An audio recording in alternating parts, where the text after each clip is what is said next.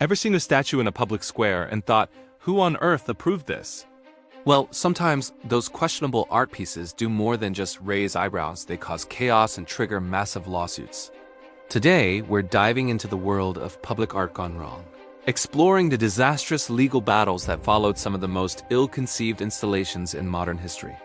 From multi-million-dollar sculptures to seemingly harmless street art, these projects were meant to inspire and beautify our cities. Instead, they led to traffic accidents, public outrage, and legal nightmares that cost taxpayers millions. So, what happens when art and law collide in the most spectacular fashion? Stick around as we uncover the stories of cities that paid a heavy price for their artistic ambitions. Let's start with one of the most infamous cases, Richard Serra's Tilted Arc. In 1981, this massive, curving wall of rusted steel was installed in Federal Plaza, New York City. It was 120 feet long and 12 feet high, cutting right through the middle of the plaza.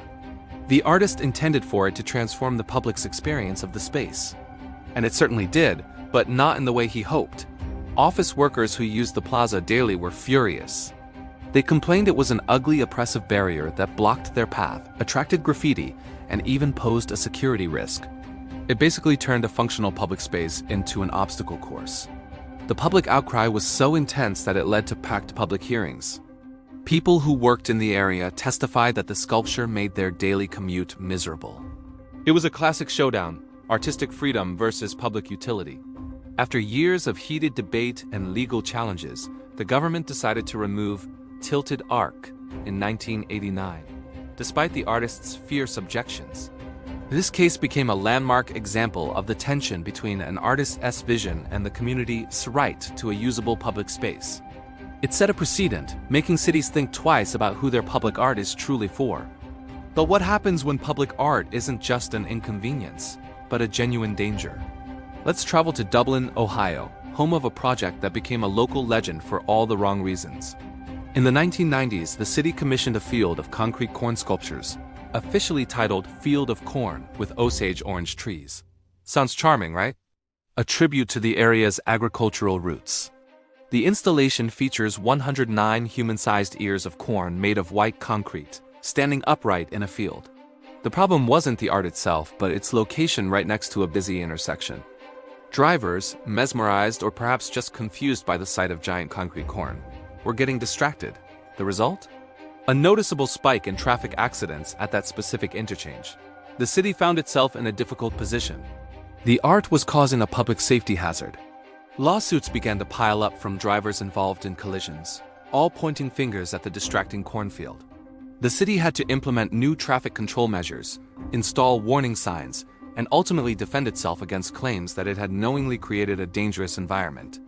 The Field of Corn became a cautionary tale about the importance of site selection and considering the very practical, real-world impact of an art installation.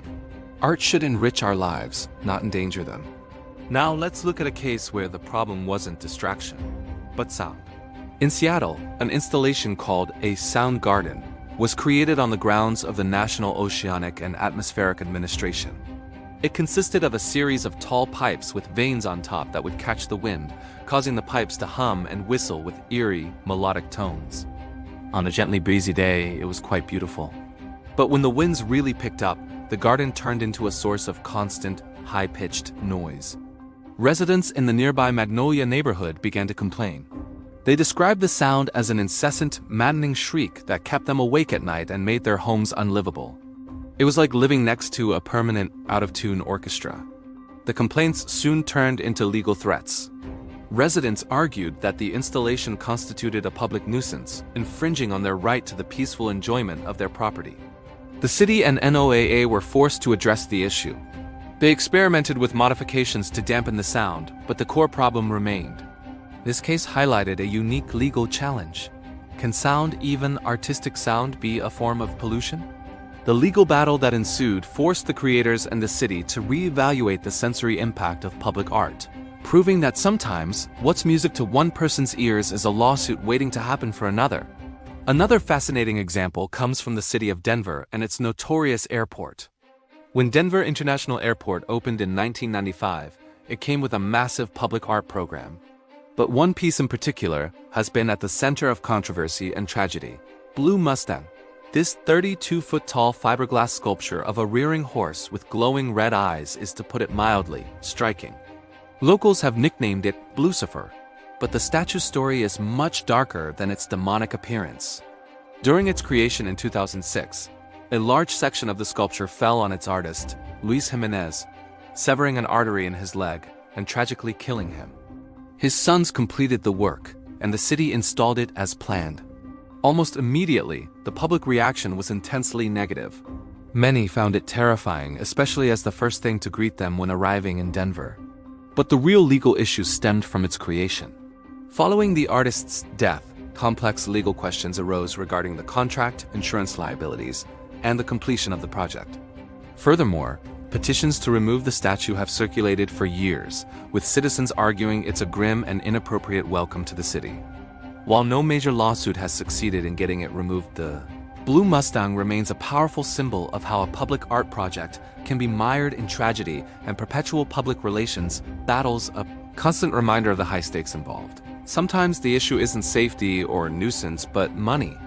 Let's talk about Dirty White Trash with Gulls by the artists Tim Noble and Sue Webster. In 2006, the city of Chicago acquired this piece. What was it?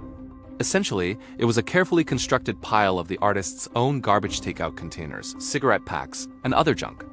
When a light was shown on the pile from a specific angle, it cast a perfect shadow silhouette of the two artists. It was clever, a commentary on consumerism, and undeniably unique. The controversy began when the public learned the price tag. The city, or rather a foundation that later donated it to a museum, paid a significant sum for what many people saw as, well, a pile of trash. While this didn't lead to a lawsuit against the city itself, it sparked a massive public debate and outrage over the use of funds for art that seemed to mock the very idea of value. Taxpayers and columnists questioned the judgment of public art committees. The case became a flashpoint for the age-old debate. What qualifies as art, and how much should the public be expected to pay for it? It shows that legal trouble isn't the only disastrous outcome. A project can be a PR nightmare, eroding public trust in the institutions responsible for civic beautification and cultural enrichment.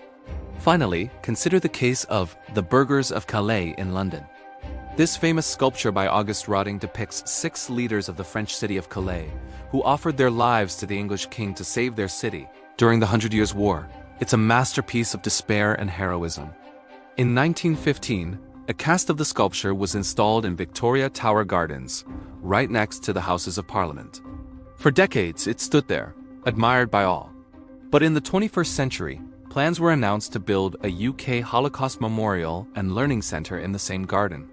The proposed design required relocating the Burghers of Calais. This sparked a legal firestorm. Art preservation groups and local residents filed lawsuits to block the memorial's construction, arguing that moving the rotting sculpture would destroy the integrity of its historic setting, as designated by the artist and its original patrons. They argued that the garden was a protected public space and that the proposed memorial would not only displace a historic artwork, but also fundamentally change the character of the park. The High Court in London initially sided with the opponents, halting the project. The government appealed, and the legal battle has dragged on for years, costing millions in legal fees. This case is a perfect storm of competing interests, honoring history, preserving art, and respecting public green space. It proves that even the most celebrated and historic artworks are not immune to the legal complexities of modern urban planning. From distracting cornfields to demonic horses and piles of expensive trash, these stories show us the hidden risks behind public art. When planning goes wrong, the consequences can be severe, costing cities millions in lawsuits, creating public safety hazards, and sparking community outrage that lasts for decades. These cases force us to ask important questions. Who is public art for? Who gets to decide what's beautiful or valuable? And where does artistic freedom end and public responsibility begin? The legal battles surrounding these installations have shaped the way cities approach public art today, leading to more rigorous planning, community involvement, and a deeper consideration of the potential impacts, both good and bad. So the next time you see a strange new sculpture pop up in your town, you'll know there's a lot more to it than just paint and steel. There's a whole world of law, finance, and public opinion behind it. Thanks for watching, and if you enjoyed this deep dive, Don't forget to like and subscribe for more stories from the intersection of art, law, and life.